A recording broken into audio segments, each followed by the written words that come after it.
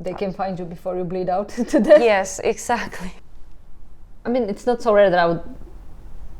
It is kind of rare, actually. Oh my god, it's late. So today's visit is in the studio of Man Yau, who is a Helsinki-based artist who does sculpture. Yes. And what else? Yeah, I work with sculptures and installations, and I work with different kind of materials. So they play quite huge role. Physical work is very challenging sometimes. I mean, with the digital you can always undo. Yeah, kind of, yeah. But it's funny, it's weird. Whenever there's the grand application season, I have to work a lot with my computer, so I feel I'm a lot more tired after working with computer compared to the physical work, because I don't know. Well, yeah, I guess it depends also how you're used to. Yeah, You've trained your muscles already, so... Yeah, maybe, yeah. But if you can tell a little bit about yourself. You come from Helsinki? Yeah, born and raised in Helsinki. My father is from Hong Kong and my mother was from Finland. I've studied at Aalto. I did my first master's degree there. Then at the time they still had this program called Ceramic and Glass Art and Design. So I was lucky to learn to blow glass and focus really on ceramics. And what else? Well, I did my second master's at Uni Arts, Kuvataideakatemia. Academy of Art. Yeah, okay, Academy of Fine Art. Yeah, Academy of Fine Art, and yeah. Funny that you said your master's was in ceramics and glass, or the bachelor? The bachelor, and then I continued to. It was called Applied Art and Design. Then it changed to product and spatial design. Then it changed to contemporary design or something like that. So during my master studies in all the university, the program, there was a lot of changes because it was like it was moving from Arabianranta to Otaniemi. Yeah. I never studied in Otaniemi, but yeah, they were making a lot of changes at the time. Well, why I say it's funny, it's because my bachelor was in porcelain and glass.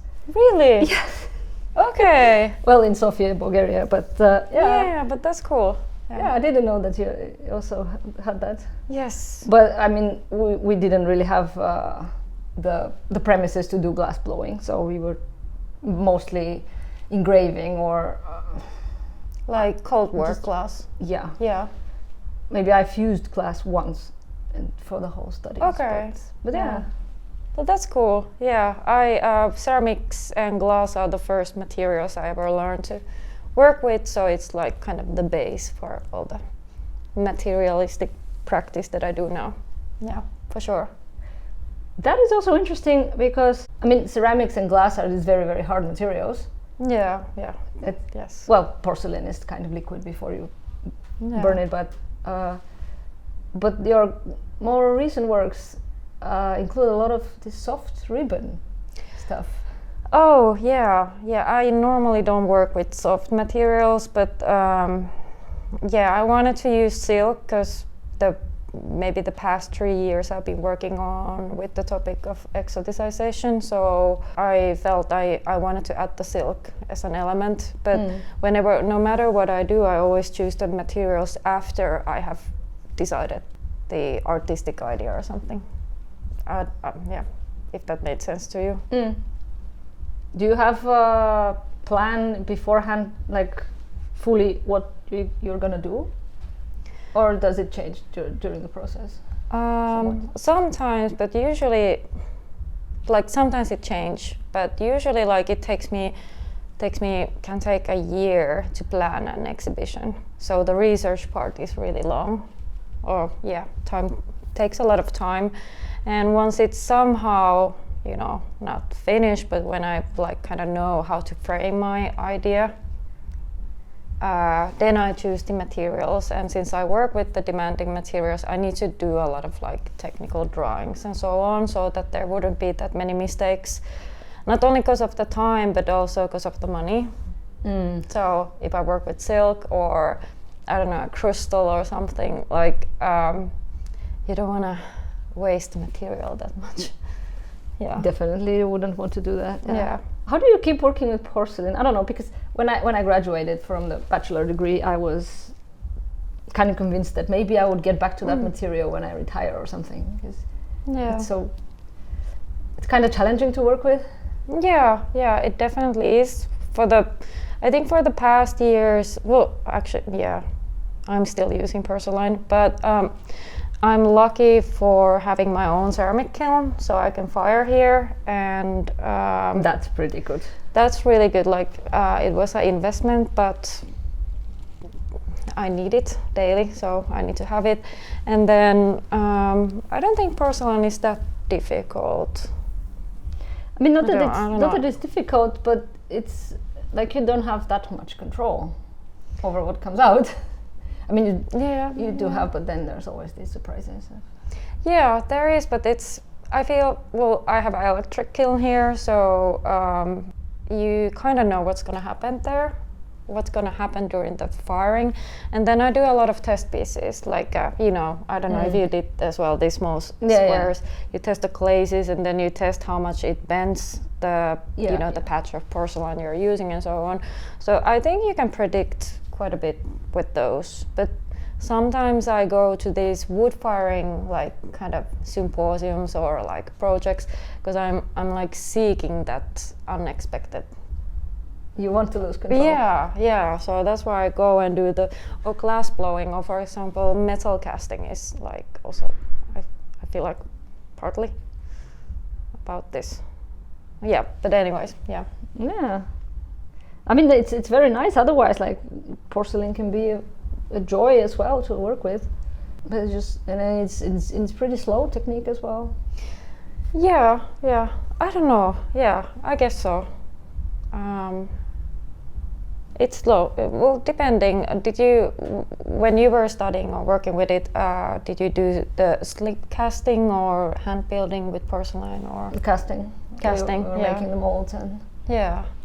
Well, in that sense, it's not that long, because then you get the mold and you get exactly what you want to get out of it. So I think it's like it doesn't feel long, because then you're like, okay, I'll just do the model, then the mold, and cast it, then I fire it, then it's there. How do you do the models and the molds afterwards? Well, I mean, depends what I'm doing, but I usually like to do the first model out of clay, because then I can, then it's not too symmetrical or too industrial shape. Then I, make the mold out of plaster. Yeah, so pretty. Yeah, so we were doing kind of the same. Yeah, plaster. Then you cast it. That's it. Yeah. So to me, it feels like very. I mean, fast. Maybe I'm just comparing it to any digital work. Yeah. Well, I don't know anything about digital, so. But anyway, it doesn't matter. It's just like a personal curiosity of mine. If we step back a bit, when you were starting to become an artist, when you were younger, and how did you even decide to go to study that? Did you have artists in your family? No, actually, no. We didn't consume art that much in my family. We never went to the exhibitions or anything. But I was in is it elementary school? Yeah, anyways, elementary school I went to, what is it called? Steiner School, if you know that. It's a bit more, it's not so, it's a bit more open and there's different ways of learning, and I have heard about that vaguely. Yeah. And you put emphasis on the creativity and lots of drawing and lots of singing and blah blah blah. But then I switched to the, so to say, normal school. Anyways, the Steiner school had a little bit influence, so it didn't feel that odd to me to think about art or be interested in art, but it definitely didn't come from my family. But I think maybe when I was like in high school, I just already knew that I want to do something creative. At first I wanted to be a designer. I applied to, Aalto University, got in, and I realized quite soon that okay, designing is not my thing. So then I, started going more towards the fine art or something like that. But I was really lucky because I had really nice professors and teachers at Aalto, or Taik. It was called Taik before, so they were really encouraging me to do this more experimental stuff. Because I've heard that nowadays in Aalto they're quite strict, that they want to, people are not encouraged to do that fine art projects anymore. Really? If I got, I don't know, I have no idea how it works, but that's what I heard from some of my friends who have studied there recently. I can be wrong. That's a pity though. I mean, I don't know really. I graduated years ago. So I couldn't say, but yeah. One main reason why I contacted you for this was because one of our viewers recommended you. I was asking on Instagram who the people want to see on the podcast, and she said her name, so I was like, okay, let's try this. And after I checked your website, I was actually nicely surprised to see that, because I remember the Nuoret exhibition, Nuoret 2023. So I saw your work there, which was this ribbon-ish wall, and I very much like that work. So it's okay, nice to hear. Two nice things combined now. Yeah, that's nice to hear. The work was called Rosie Wallpaper 01. So is there an O2 now, or? It's coming. Okay. Yeah, it's coming. But 01, yeah. It was initially made for Mäntän Kuvataideviikot, Mänttä Art Festival in English, I think, for 2022, and then I applied for the Nuoret exhibition, and I got chosen for Taidehalli, and I decided to show that there. And the work is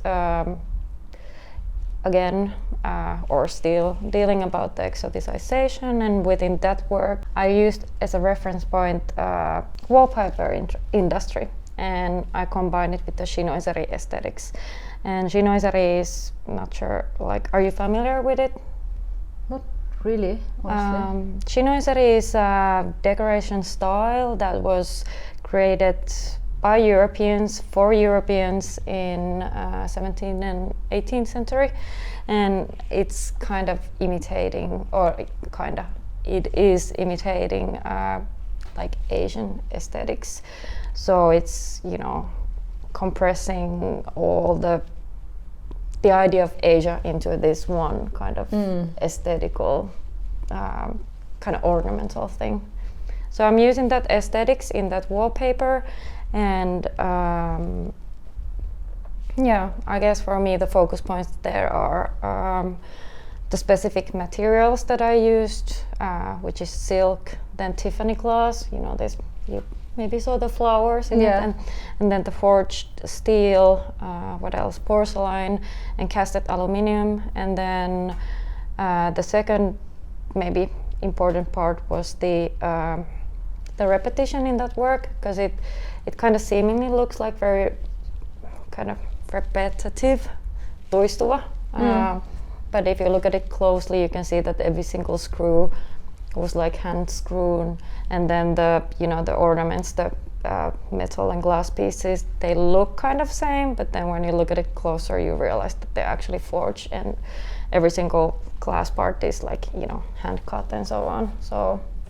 Yeah, I think I remember when I was looking at that work, and I was thinking this must have been such a pain to arrange, because there were so many screws there. Yeah. Yeah, it was. Yeah, my wrist hurt afterwards, but I had really nice technicians helping me to doing the drilling part, and yeah, that worked. How long did it take to put it on? Not that long, maybe 2.5 days. But when I did it first time for the Man Yau kuvataideviikot 2022, that took long, like almost a week or something. Because when it was the first time, I wasn't sure how to do it. I was like, did many mistakes. So the second time was already a bit easier, luckily. Are you planning to put it again somewhere? Well, no, luckily it's actually now part of Kiasma's collection. So oh, nice! I don't need to do it anymore by myself. That's great. Yeah, that's really nice. Yeah.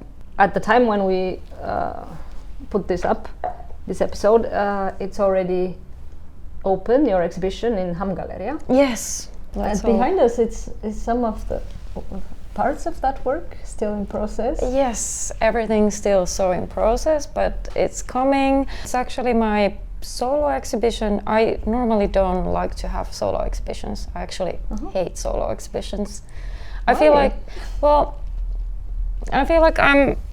I like working with installations, so I want to focus on one thing.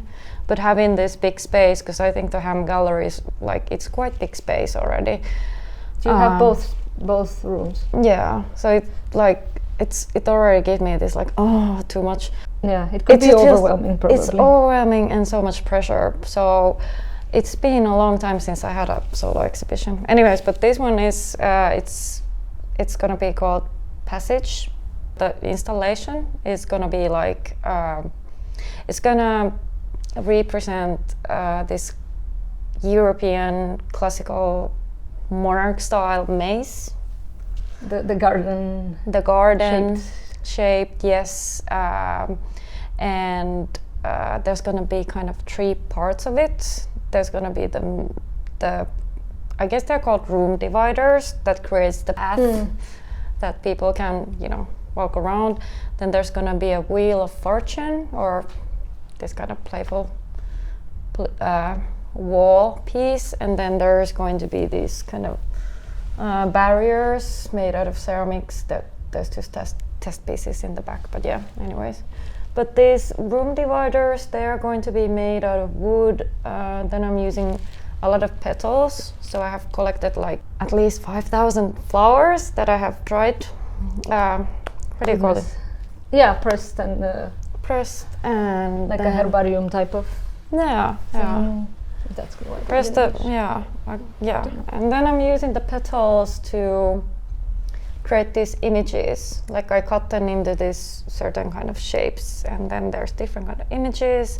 And next to it, I'm also using this tengue, Japan paper. I don't know if you call it in English. In Finnish, we say Japanin paperi, but Japanese paper. Japanese paper, yeah. This really thin, so you can kind of see through. And there's gonna be this kind of wallpaper-like looking kind of repetition. But yeah, hard to explain in words. It's so material-led work again. For the people who would be interested, it's probably going to be open, the exhibition, still sometime, so they can just go and see it. Yes, till the beginning of January, February, March. Yes. Oh, plenty of time. Yes. Good. Yeah. But yeah, so been working on that day and night. I mean, creating work from these different smaller elements and repeating a lot, I know it's very time consuming. Yes. But it's beautiful in the end also. I mean, at least I'm a fan of those pieces that are built upon smaller pieces. Yeah. It's, and then, that's a good, nice to hear that you think that way, because I feel very often people are fan of these massive things, like this kind of oh my god stuff. I feel personally I also like smaller stuff, or something that you can carry by hand, because it feels a lot more human, you know what I mean, or human size. The bigger stuff are not. You can build bigger stuff from smaller stuff. Yeah. We are built this way. Yeah, true. We are like this merges of smaller stuff. Yeah, yeah. It feels a lot more natural in a way, work that way. I had the privilege to do my first public art piece. Maybe you saw it on the website. I did it, the butterfly. It's like a butterfly. No butterfly. Oh, what am I saying? It's the hand fan. Yes. Hand fan.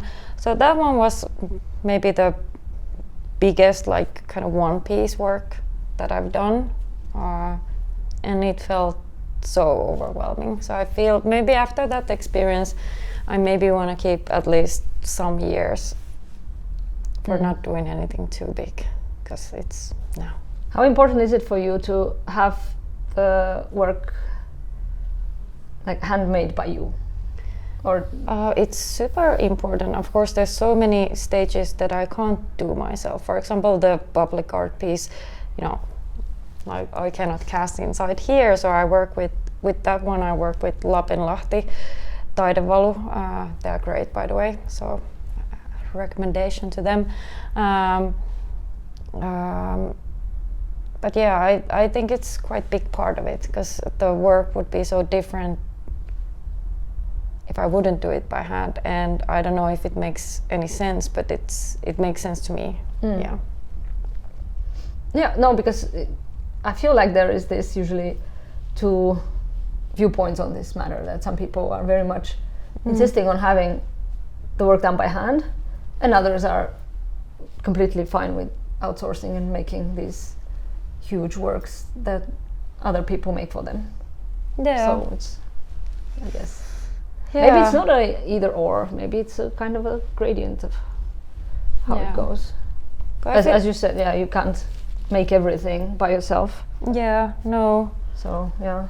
But I feel, because the usually the topics that I'm dealing about in my projects, for example, the exoticization, the bodily experience of being exoticized is so important. So I think the only way I can kind of, talk about that bodily experience is by bringing my own body to the process. That sounds a bit abstract, but I feel like the let's say the final sculpture, it looks so different compared if it's done by hand or if it's like, made by machines. It just this is maybe different. Partly going towards that philosophical discussion of the aura of the piece that yeah, for sure. Walter Benjamin was talking about photography. Yeah, but maybe it applies to sculpture as well. I don't know. I think definitely it does, and you can feel it, how it looks, and does it look does it look like handmade or does it look like IKEA? I mean, the frame is and the size is very same that you could get from IKEA as well, right? Yeah. But it just feels different because it's made by hand. I noticed somehow in your work that there is first there are these very feminine elements in a lot of your work, like the ribbon, but also the flowers and also the fan. Okay. Yeah. Is it intentional or just naturally went that way? I don't know. I think it's semi-intentional, and I mean for sure because I'm talking about my own experiences, and I am female, so it feels and also because I'm criticizing and playing with stereotypes. So if I'm talking about female Asian body, I guess I'm kind of underlying the femaleness in it too, because it affects how how you're being othered or something, if you're female or male or non-gender. Of course, we can only talk about our own experiences. It's I mean, not. Of course, we can talk about other people's experiences, but it's probably not going to be entirely true what we would say then, because we know our experiences better. Yeah.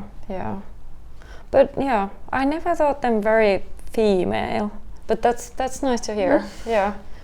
I don't know, it's just something I noticed. I was also thinking about the public art piece that you said that you made.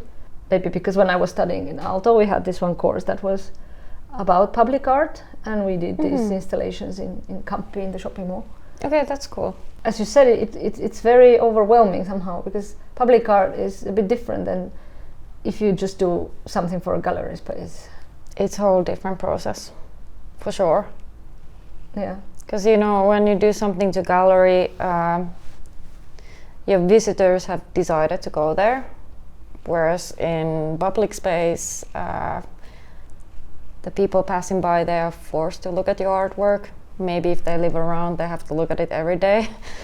When I was installing it together with my team, I remember just when we got it up there with big lifts and so on, there was people passing by. They were like, "Oh damn, that's a weird clock up there," and I was like, "Oh okay. My goodness!"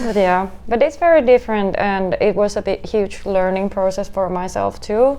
The work was commissioned by Helsinki Art Museum and City of Helsinki, so I had someone from Helsinki Art Museum to talk about these issues. Like actually my work had to be how do I say it, partly censored as well before doing it, because I had some shapes and imageries that were not maybe suitable for the public space. And at the moment when we talked about it, I was a bit like, oh, like fuck no, but now I totally get it. Somebody would be offended from your fan? I don't think offended. I'm not using that heavy images in my work, but something. So it's so different to work in the public space. And then also all the safety requirements are different, and what is durable material, and then even thinking to do an art piece that should last minimum 100 years. Like for example, compared to this work, because the petals that I'm using, the flowers, they're gonna expire like maybe in a couple of years. Expire, that's an interesting word to use for petals. Yeah, because I mean expiration date is coming. Yeah, because they are already dead, but they're gonna lose all the the colors and everything. Yeah, and especially if it's public artwork somewhere outside, and all the atmospheric conditions are even one layer more of difficulty added there. Yeah, because they damage the material way more than if it's inside and protected from the elements. Yeah, and the Finnish weather, the best. But what did you do for the Kamppi thing?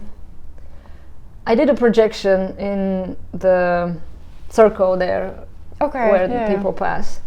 It's very simple, but then installing that projector in a way that it would be safe for people. I mean, of course, I knew that I can put it there and it's going to be safe. But for example, my professor was very concerned that it does not look safe.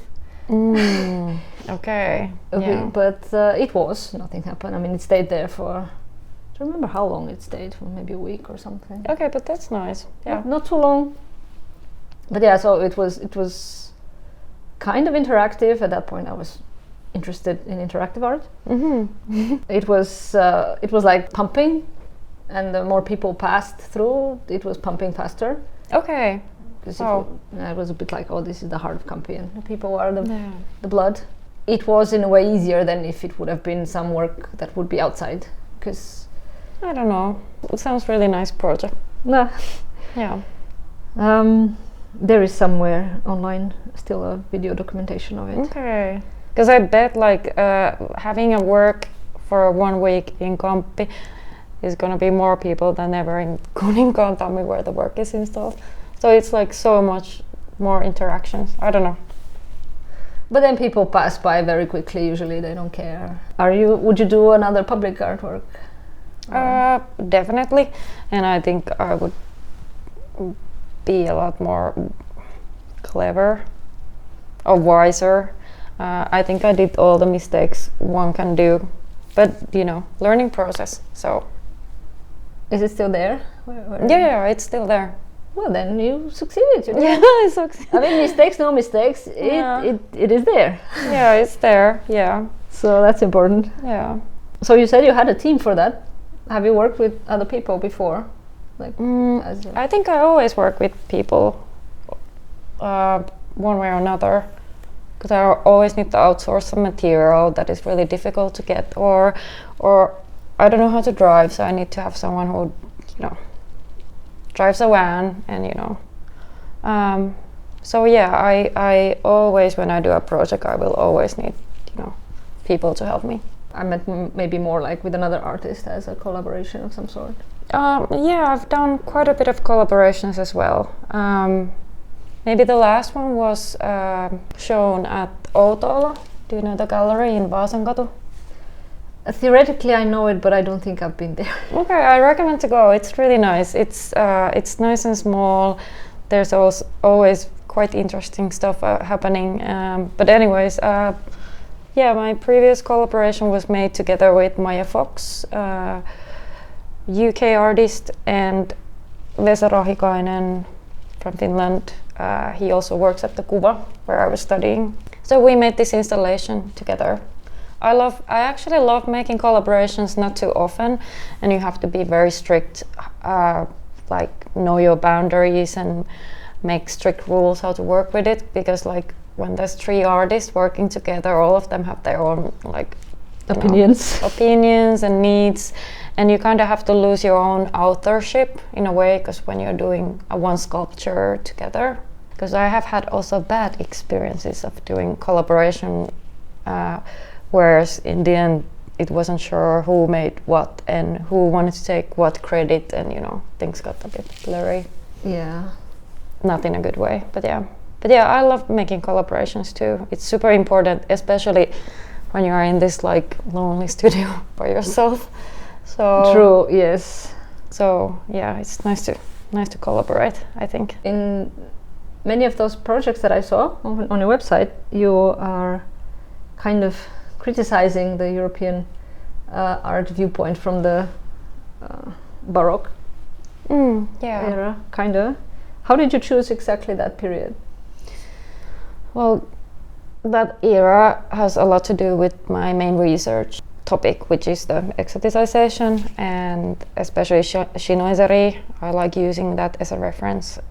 So that's why Baroque is there in many ways. But since I'm talking about a form of oppression, a form of racism, even though it's a personal experience, at the same time it's always a shared experience, in that sense that, for example, certain kind of stereotypes has been used or are being unfortunately used towards all Asian women. That's why I think it's really important to use references to history, for example, to maybe understand it a bit, I don't know, not easier, but like kind of seeing where these stereotypes are coming from. And yeah, that's why Baroque, because that's one of the eras where many of these stereotypes were created. But yeah, I think it would feel too heavy just to load the sculptures with my experiences. I think it doesn't make it lighter, but it makes it more understandable when I refer something that can be something that has a little bit of distance to me, even though it's about me. I don't know if that made any sense, but having this historical context as well is important. My personal work, I'm trying to avoid politics as much as possible in it, but that's just my personal take on art. But I understand that many people are using their art to speak up about issues that they are bothered by, so it is what it is. Okay. Not everybody wants to talk about, or it's not about wanting, or more like feeling like maybe they don't find the words to talk about it or something. So just wanted to check how you feel about it. I mean, I might not find the words sometimes, but you are talking about it more, so you bring the words. Okay, cool. So this is one of your main themes, the exoticization. This is it's a difficult word. Tongue twister a bit. Yeah, in Finnish we say exotisointi. It still sounds like a hard word to pronounce. Yeah, it's really difficult. I still have difficulties to write it, but anyways. For you that has been an experience, let's say. But for me it's quite the opposite. I feel like a person coming from what is usually referred to Eastern Europe. I feel invisible. I'm like nobody. cares one bit. I don't know why. Maybe because like maybe these ex-communist countries or whatever were interesting somewhere in the 90s. Yeah. At this point, I feel like people don't know that much about these countries, but they have these very old preconceptions. Yeah, stereotypes. About what it is like in them. And they're just like not interested. What do you mean by interested? Like the culture of... Yeah, culturally, and for what you are saying, this exoticization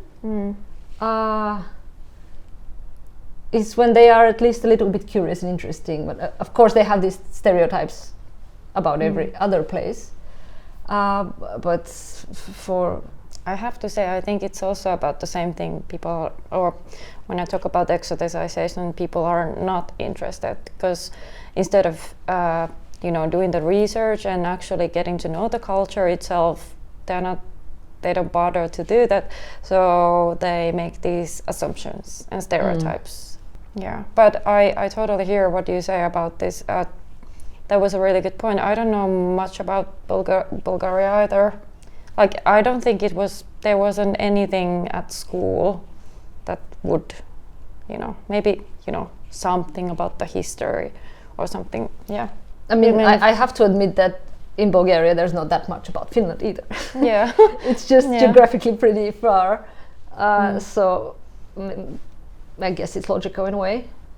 But maybe just generally, okay, this is now maybe my own preconceptions kicking in. But no, it's very interesting to hear. I was just curious when you mentioned that you feel people are not interested. Do you feel like they're not interested here in Finland or in general? Like, let's think about like the Western like culture production, for example. Like they don't show enough like certain kind of movies from you. Like I don't know, just. I mean, I have, like, again, the personal experiences. I could talk about Finland because I haven't experienced that much of somewhere else. I mean, it's been so many decades that the East and West, Berlin Wall fell so many years ago, but psychologically there is still some leftovers, I think. For sure, yeah. Similar stereotypes must be stronger for cultures that are even further from what people are used to here. Yeah, maybe. I don't know. But yeah, no matter like how strong or not strong the stereotype is, I think it's like it's just horrible to have these stereotypes and imagining like one person is something because of how it's being presented in American movies, for example. Yeah, which are so reductionist anyway by themselves. Yeah. Yeah, I don't know. What is the solution to that? Solution? Is there? I don't know what it is. Too big of a question, maybe. Yeah, I mean, I usually try to avoid too much political talk because it ends up dividing people. Even if people are talking just in a distance manner, I feel like in the end it's dividing people. And I'm trying to find a way how to find common ground and points that people can relate to rather than be divided by, if that makes sense. Okay, we took this big detour, but are there some other themes in your work that we didn't mention? I mean, yeah, depending on the project, there's quite many, but maybe I just brought up this exoticization because it's been quite pinnalla on the surface recent years. But yeah, it depends like on each project what I'm working on, but very often it's dealing one way or another the Western culture because that's where I'm from and where I live and work. So one way or another it's about that. Since your work here is kind of in the middle of the process of being produced right now, yes, maybe we could talk about the process a bit. Do you have some specific activities or things that you do when you come to work to get you in the process? Well, I'm quite organized in that sense that I have this wall I plan how to use every single minute, because at the moment I have to say honestly, I'm a bit late, so I need to work like every second, like tuck tuck tuck. But yeah, I plan ahead usually how, in which stage I do what and so on and la la la. It might sound a bit like tiring, but it's the funnest and the easiest part, because then you're just like, you're kind of executing and you're just working with the material. But did you mean like how the process go in general, like from the beginning to the end, or what am I doing now these past days, or? Maybe more generally, but then I realized that of course it depends partly on what exactly you're doing, because yeah. But right now I have to say, like, maybe something I want to also highlight, if there's any other artist listening this thing. I realized I've taken too much on my plate, because as an artist you're like, okay, I need to be active so I can get grants, so I can get the studio, so I can continue doing my art, la la la. And I feel like this and the last year I've taken so much as I can, because I don't have rich parents or something, so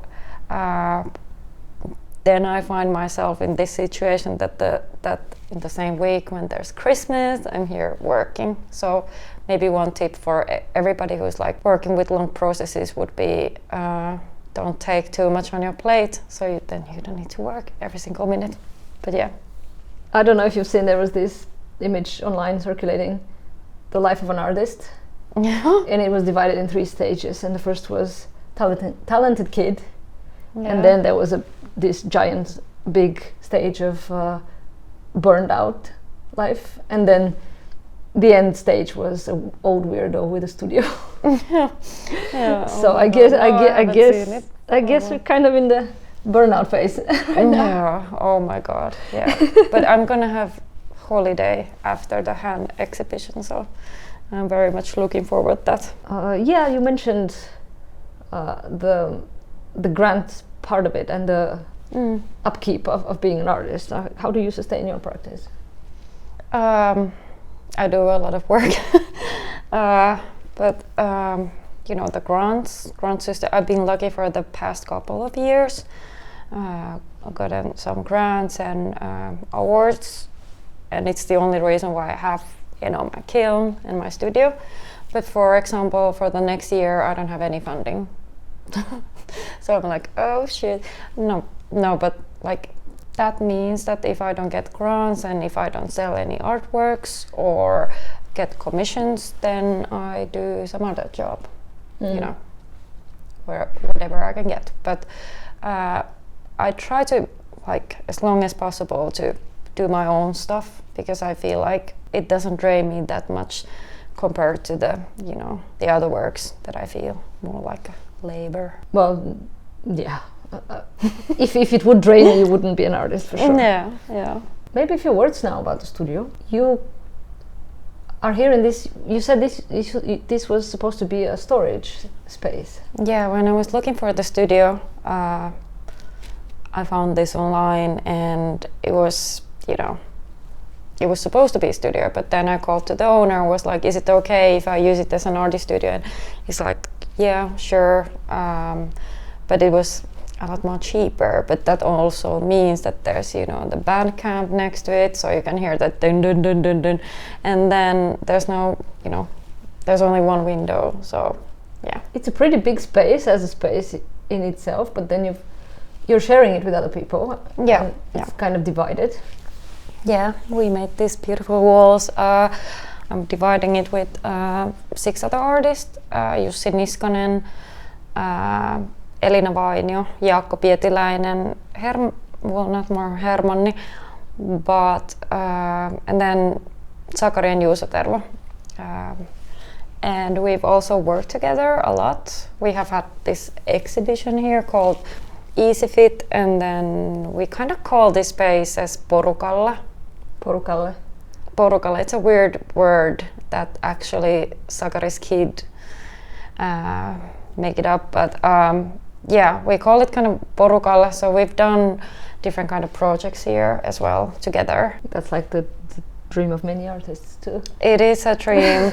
I feel so lucky that we are also, because I have never shared studio with this many people, and I was really worried when we were moving in. I think it was 2018. Yeah, anyways, I was so scared that how this is gonna go, because you really have to trust these people and get the space and privacy and blah blah blah. And in the end we ended up working together as well. So did you move in together with other people? Yes, we were all in the same building, Kallilan Rinnenkalle, and it's a place like 10 minutes from here. But then the building, they just decided to turn it into luxury apartments. So we all got kicked out. That's never happened in history before. Yeah, exactly. So that's how we ended up here. Okay, so I guess you are enjoying being here with other artists, and it's nice. I can't do most of the physical work that I need to do for my sculptures, but it's working so far. We have a big yard, so if I need to every now and then cut a little bit of metal at night, I go outside. At night? Nobody lives around here? No, this is actually an industrial building, so it's pretty, yeah. Well, that's good. Yeah. At least sound-wise, you're not gonna disturb anybody. Yeah. So how big is your area? About? This is about 40 square meters. But yeah, that's another thing when you're sharing a studio with people with whom everything works, is that even though this is 40, but now since I'm testing some of the pieces there, we are also giving our spaces to each other, so it feels bigger than it is. I mean, 40 is already very generous. Yes. Because I think most of the places I have been to are smaller than that. Okay, yeah. Well, they look bigger. Did you? Yeah, in the film. When I was looking, I was like, damn, people are having so nice studios. Oh, it's funny, distortion, how people are usually like, oh yeah, how about this small space, and then somebody else is watching and thinking, oh, this is such a big space. Yeah. What is the most important element for you in the studio? In this studio? In a studio? Well, definitely the people. If I need to share, it's the people.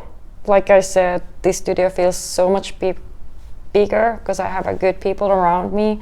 So we make things work. Like if something doesn't work, we'll make it work. But from the technical aspect, is a good what do you call it? The ventilation. Ventilation, yes, that's super important. When you do ceramics, I guess, of course, this is a vital element. It's super vital, and I also build my own kind of pipe things over there when I'm firing. No, but like work safety is super important for me, and it starts with a good ventilation. That's like number one, because if you have it work, if your ventilation works, you can do like many things. Would you be in a studio by yourself, or would you rather prefer to have it shared? I actually would rather have it shared, also because I use quite a bit of dangerous tools. So sometimes when I'm like, for example, cutting with the blade, or I don't know, do something, I feel more secure knowing that someone is always coming here. Because I work with glass, and they can find you before you bleed out to death. Yes, exactly.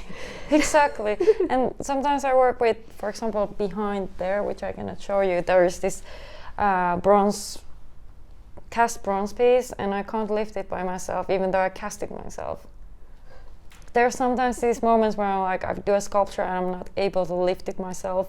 Yeah, I mean, this is the nature of sculpture. It's heavy physical labor. Yeah. So anyways, I want people to be around me. Yeah. I'm looking at the text on your t-shirt, like online ceramics. Online ceramics, yeah, it's the more I struggle, the more I bleed. Okay. Yeah, I wanted to put this one because this one is called Suffering Ceramist. So I thought it would be suitable for this. That's kind of me. But yeah, Anyways. Very funny. Like online ceramics is like an oxymoron a bit in my head. Yeah, they have pretty cool T-shirts. Yeah. Are they? Is that their name? Yes. Okay. Yes. The company name, and the name of the T-shirt is Suffering Ceramist. So. Yeah. You said that you kind of like the moment of losing control with the ceramics, but do you have like a sketch beforehand, like what you are planning to do, or do you leave how much do you leave the material to lead your decisions? Not much. For example, because I usually combine different kind of materials, so I need to do technical drawings. For example, the one on the wall that I showed you, the spinning one, and that's the one that's going to be at the Ham exhibition that is now open. I'm combining glass and metal, so very precise materials. Very precise, and they don't like to be together. They, if you hit metal with glass, it breaks. But wood with glass is a lot better already. But anyways, I need to be very precise and do a lot of technical drawings and cut it with the right techniques so that they will work. I think it's the same thing with ceramics too. Like I said, sometimes I might go to these wood firing, symposiums in order to find this more something that I can't envy it, but most of the time not space for too much material to go around. Crazy. Yeah, no. Do you go to exhibitions a lot? Do you visit and keep up to date? I try to, but like I said, this year, like I feel like I've been just at the studio or at work trips, like non-stop. So I haven't seen that many exhibitions this year, for example.